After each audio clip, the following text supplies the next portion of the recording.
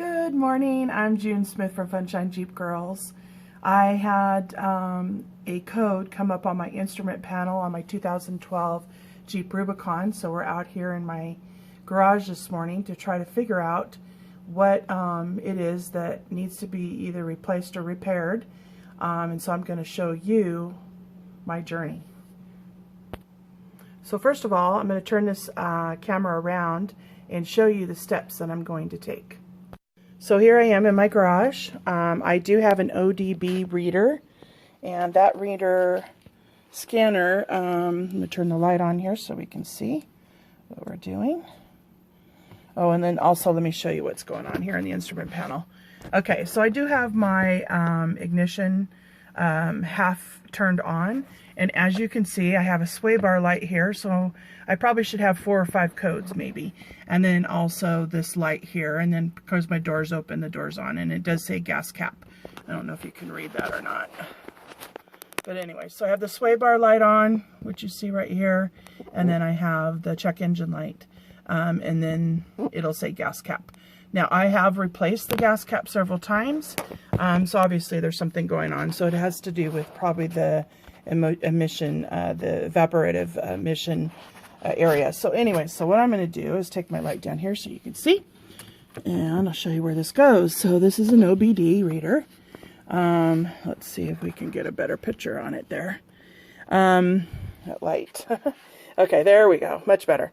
So I'm going to use this OBD reader connected to the Jeep. So basically what we do, come down here. It's really simple. Has this little attachment, and as you can see, here is where it goes. You just plug it right in. Plug and play. That's simple. Okay, so now what we're going to do, I'm going to take this reader. Simple, simple, simple. And it wants us to push enter to scan. So we're going to go ahead and do that. And let's see what happens here. Okay. 3 codes found. So we'll go ahead and hit up button. Let's see here. Oops, sorry. Read the codes. Enter. Okay, so I have a P0456. It actually says 105. That's the evaporative emission systems leak detection, very small leak. And then you push the down arrow. I have a P0441, evaporative emission system incorrect purge flow. I have a P0394, camshaft position sensor B circuit intermittent bank 2. So I'm not quite sure what that is. That probably has to do with sway bar. And then we have a P0456 again. And the P0440 evaporative emission system. Okay, so these are the codes that it's giving me. These are things that I need to probably look up. Go on to Google and look up each code. Even my book, I'm not quite sure, but maybe the book even has what component it might be. And if not, you can always call a dealership in the parts department and get the information as well. So what I encourage you all to do is to at least get an OBD code reader, and then that way it empowers you to feel more confident in asking those questions, and maybe it is a simple thing that you can do easily yourself.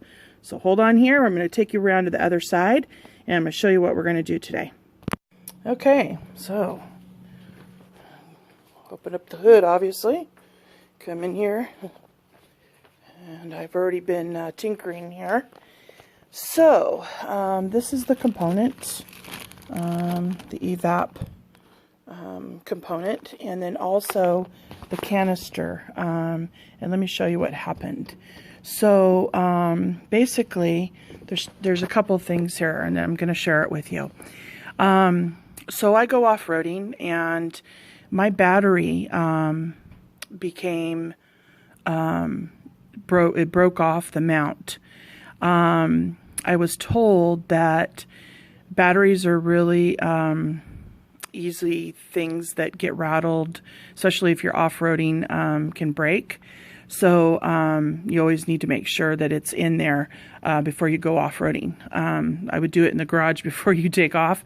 So what happened was not only did the mount break, but I somehow, because of the shaking and the rattling, busted the battery, and the acid had leaked in on some of my components. So one of the components that was impacted was this emission control valve. And as you can see, this is the component, and it literally just was melted. And it could have been heat, I don't know, but this broke. And that eventually was in the very beginning, which was months ago, which started the check engine light to have come on. And long story short, I took it to the mechanic, and he had to order the part, and then didn't call me, and blah, blah, blah, blah. So this is another reason why I empower you to take matters into your own hands. Sometimes these are things so simple that we could do ourselves, save ourselves a ton of time and a ton of money. And this is a very simple fix. This probably would cost me probably $225, maybe $250. The components themselves, I believe, was around $50. So I'm saving myself roughly, $150 on up in the time. I mean, when you look at, how much your time is worth. So I have already done some of these things, mainly because I am notorious for taking a an anthill and making this huge project out of it, because I think I'm impatient. So this is the canister. Apparently the nipple part of it, I also broke off when I did my little tape job. I had a little tape job that I did on here to try to make it through for a while until I could actually take the time and look at this right. So this is the new canister. This is the charcoal canister. So anyways, there's these little things that come off, these little clippies here. You don't want to break them or lose them, because here, as you can see, this one lost it. And as things go on, look at that. Look how easy that is just to come on and come off of there.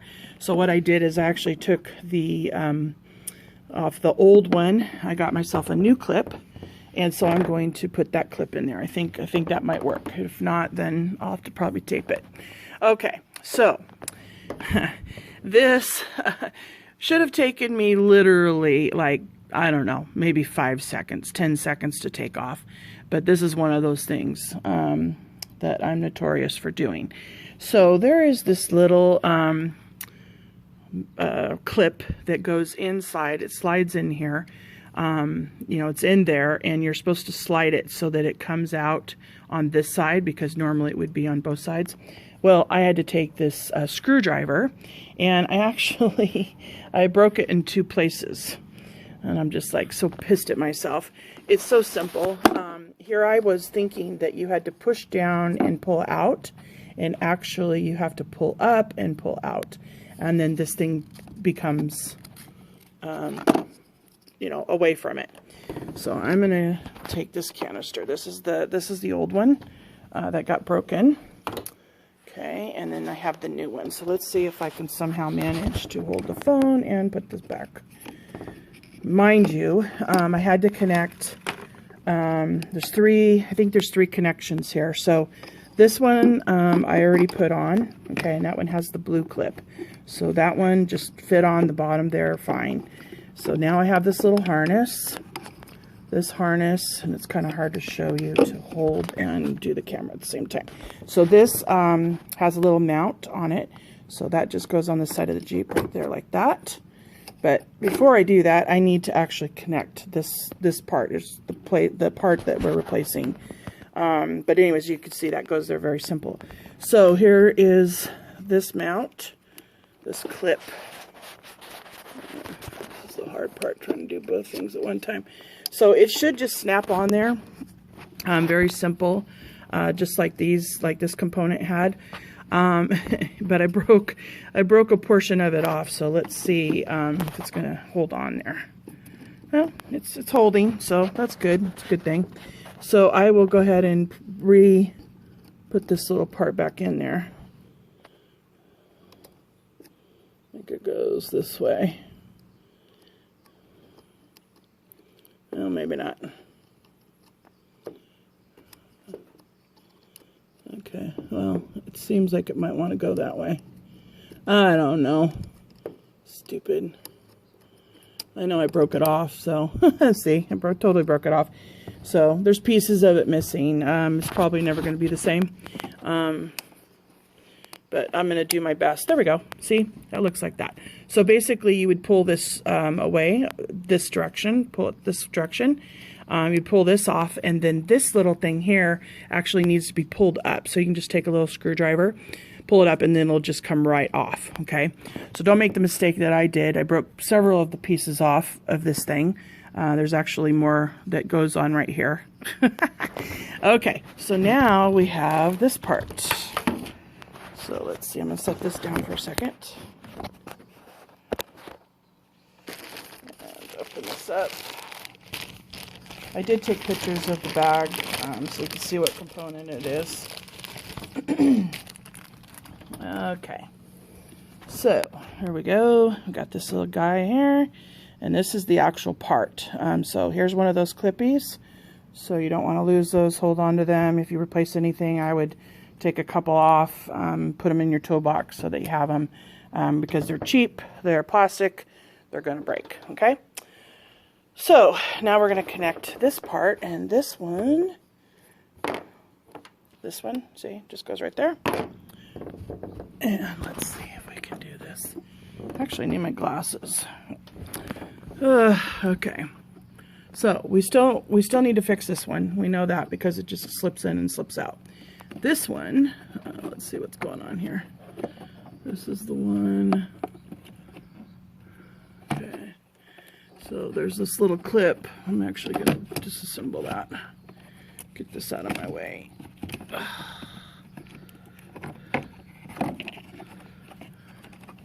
And you can see all the wire stuff is just disintegrating.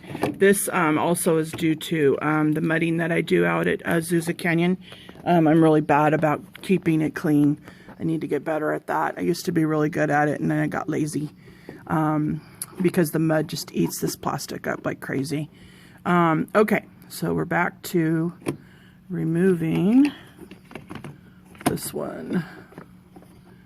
So all of these have those stupid little clips on them, and so it's just a matter of lifting them up. And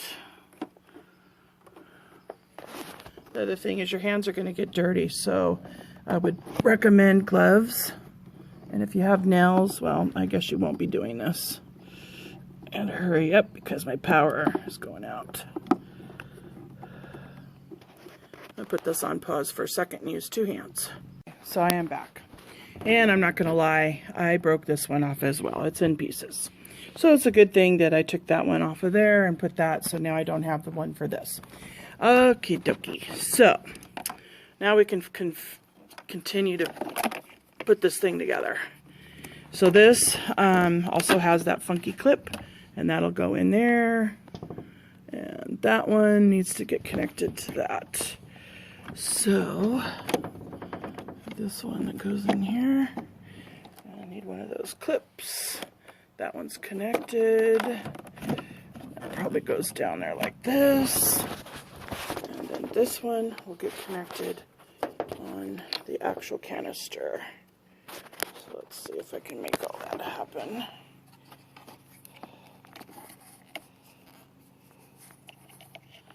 This clip. So, looks like it's got two clips. Nice. Okay. Let's see if it just pops in there. And see if I have to. Okay, so lucky for me, it just popped right in there. Okay. So now I can connect. All the connections have been made now. So I have this one on. This one I still have to fix. And then this one just snapped right back on there as well. And it looks like, yep, it has it. So all I have to do now is put the canister on this little mount, without breaking it, of course. So everything should go tucked back in, just like it was. Okay, and I can just slide that down. Okay, so this seems like it's connected. and it isn't coming off, so I'm not going to worry about that. Eventually I do want to get some new cover for wiring, because that'll get all messy and disintegrate and all that stuff. So actually I'm going to try to fix that, so I might need tape on that. But anyways, so that's pretty much it for the fix. Then I would go ahead and run my code reader back through. So let's go do that. I'm using battery power. Okay, so come back to the code reader, and we're going to go ahead and exit.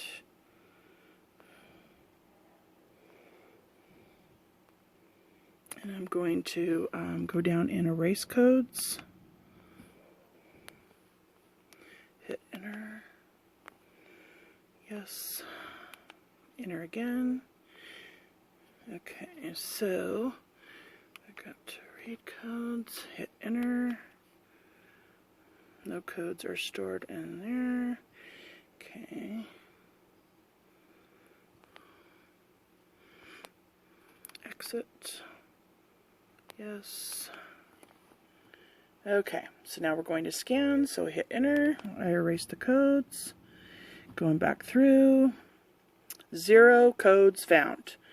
I just saved myself 250 bucks. I feel amazing. I feel awesome. I feel I just empowered myself more. I proved myself that I could do these things. And seriously, women, these things are so easy. You just have to have the confidence to at least investigate and to look into it. And, you know, if you want to have a friend standing by, go ahead and do that. But I encourage you to go out, look at these things, get the OBD reader, at least check that part of it out. You can plug and play that in. So simple. Look at the code, look at what it is. You're going to get your hands dirty. It's going to take a little time. You're going to make mistakes. You're probably going to break shit. It's okay, you know, it can be fixed, but I guarantee you're going to save yourself so much time and so much money by doing a lot of these things on your own. So now, the real test, I'm going to turn my Jeep back on, and I'm going to see if I have any more codes. Okay, so I just did my own repair on my own Jeep, so I empower you, encourage you to go out and do the same. Have a fabulous day.